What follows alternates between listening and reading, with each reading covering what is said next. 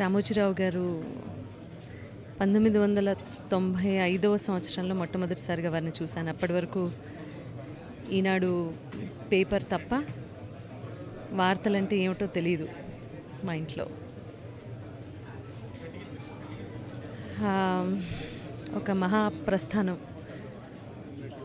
మనిషి అన్నవాడు ఎప్పుడో అప్పుడు, అంటే 100 ఏళ్ల ప్రాయంలో ఎప్పుడో అప్పుడు కన్ను మూయాల్సిందే. కానీ ఆ మనిషి తాలూకు విలువ ఎప్పుడు తెలుస్తుంది అంటే, ఎంతమంది వారి కోసం కన్నీరు కార్చారు, ఎంతమంది చూడటానికి వచ్చారు అనేది, వారి విలువ ఏంటనేది తెలుస్తుంది. ఇవాళ నాలాంటి ఎన్నో లక్షల మంది, వేల మంది అభిమానులు వారిని ఆఖరిసారిగా భౌతికంగా, అంటే వారు అక్కడ వారిని చూడడానికి రావడమే చెప్తోంది ఆయన విలువేంటో.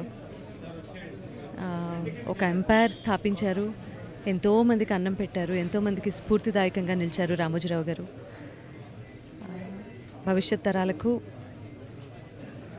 వారు చేసిన పనులు, వారు స్థాపించిన ఈ సంస్థానం ప్రతిదీ ఆదర్శప్రాయంగా నిలుస్తుంది. మాట్లాడుకుంటారు, వేనోళ్ళ పొగుడతారు. ఇలా ఎప్పుడు ఆర్ఎఫ్సికి వస్తానని అనుకోలేదు. 90 ఏళ్ళు ఖచ్చితంగా బతుకుతారు వారు అని వారి కుటుంబ సభ్యులతో సహా నేను కూడా అనుకున్నాను. కానీ దేవుడు ఒకటి రాసిస్తాడు, దాన్ని మనం ఎవరూ తప్పించలేము. కాబట్టి వారికి సద్గతి ప్రసాదించాల్సిందిగా భగవంతుడిని మనసారా కోరుకుంటున్నాను. రామోజీరావు గారు లివ్స్ ఫర్ ఎవర్. నమస్కారం.